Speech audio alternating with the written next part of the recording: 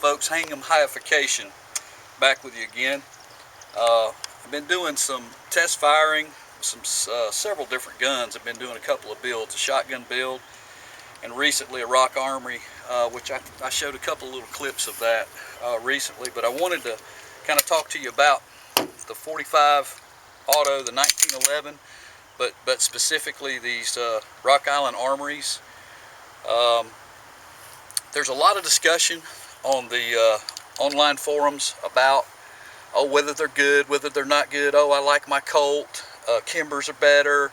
Wilson Combat's the only gun I'll shoot. Well, you know, you can spend $3,000 for a custom Ed Brown Wilson Combat.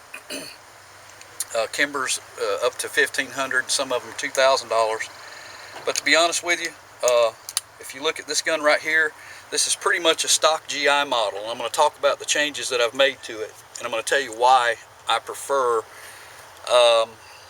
really a kind of a standard gun. If you'll notice, one of the things that I've done to this gun is I've replaced the rear sight with a Colt high profile rear sight. It drove right in there. I had to do some slight modification to it just to get it to fit, and I can talk about what that was in a minute. And I replaced the front sight, the old GI front sight, with an MGW 0.2 inch high. This is a 0.2 inch high sight, and it's got a night sighter dot on it. I don't really need night sights on my defensive guns. I do like night sights, but as far as expense goes, keeping a self-defense pistol, a truck gun, a prepper's gun, that's what this kind of gun was intended to be for me. I really like the sight picture. If you could get an idea of what that looks like, it's a pretty good damn sight picture. This is a high profile Colt. This is different than the GI. It's much higher, and so it's designed to mate up. It's kind of like the old Colt Gold Cup sights.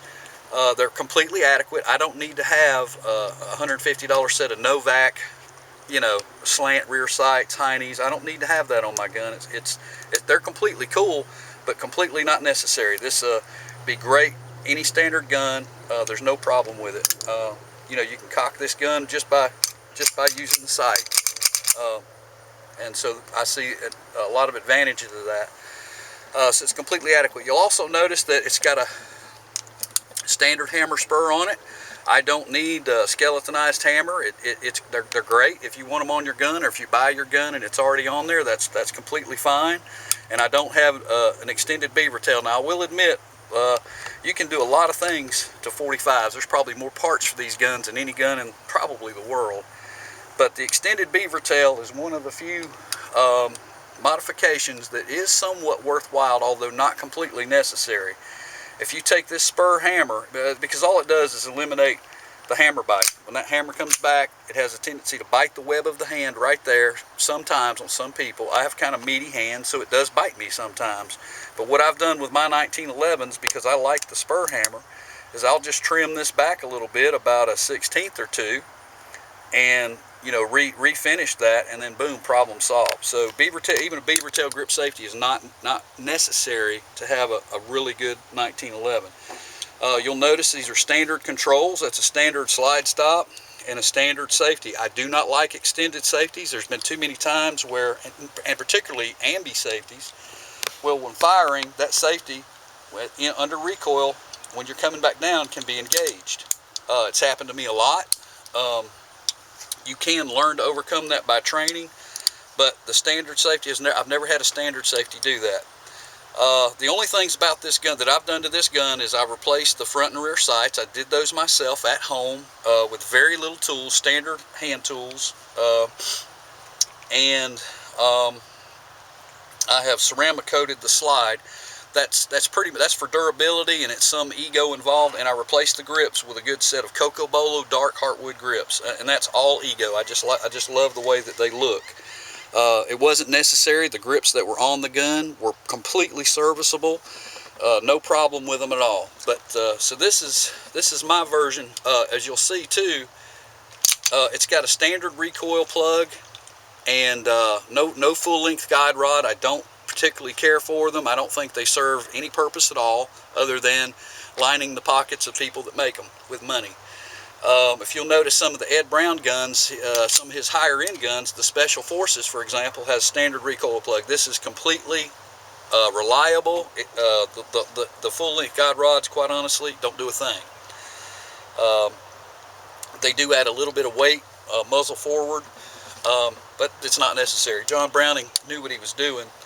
And I know all the arguments, oh, your spring can bunch without a full-length guide rod. It's bullshit. The springs don't bunch. It can't, because when this is put together and it's compressed, the recoil plug that's in here only has a coil or two before it reaches.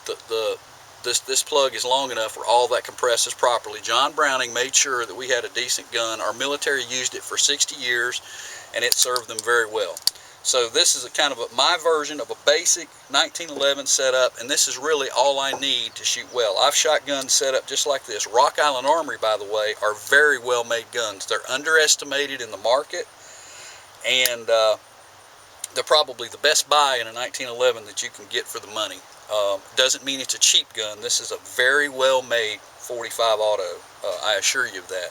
It's made to mil spec specifications, which means that its parts interchangeability is the same as with a Colt, same as with a Kimber in most cases, with the exception of some bull barrels and cone barrels and stuff. But in a standard configuration, this gun is every bit as good as Colt 1911s. Every bit as good. I will tell you that I prefer to use Colt magazines or high-end magazine like a Chip McCormick. Wilson Combats are good magazines, but they're very expensive. But Chip McCormick mags or Colt 1911 mags, I think you can find them on Midway for $19. So there's no really good reason not to use a good quality magazine. In fact, with an auto-loader, an auto-loading pistol, most malfunctions are caused by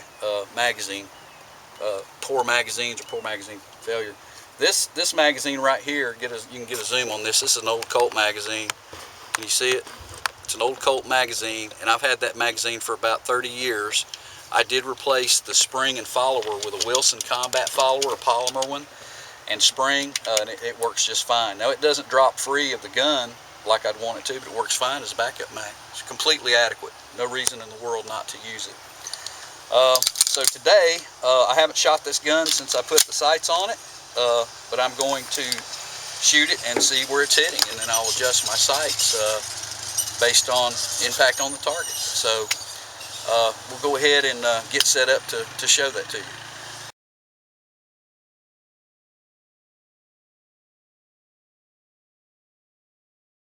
Ready to shoot. I've got a loaded magazine.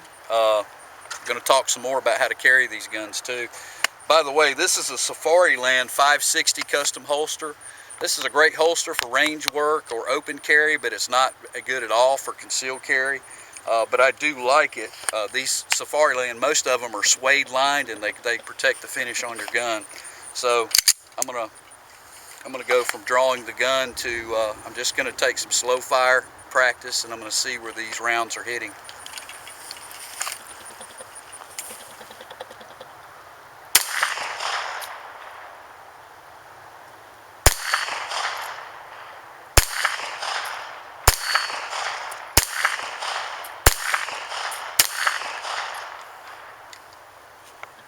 Okay, Travis, get a close-up of that.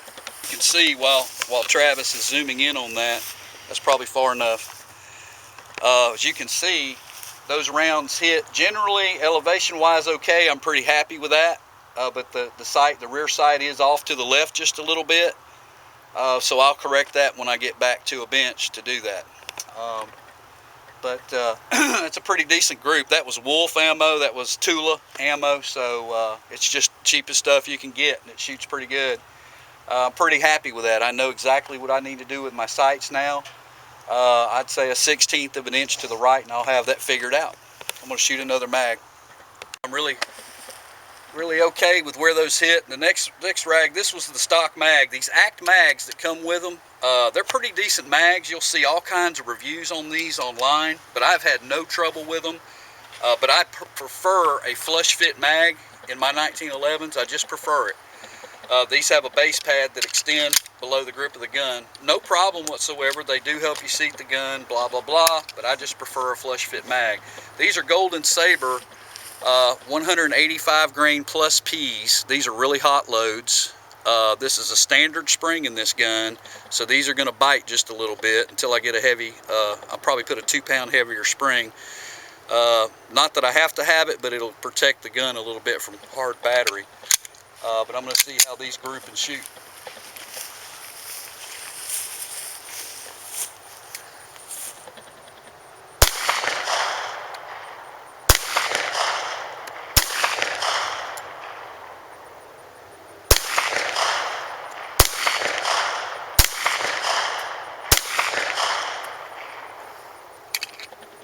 Okay.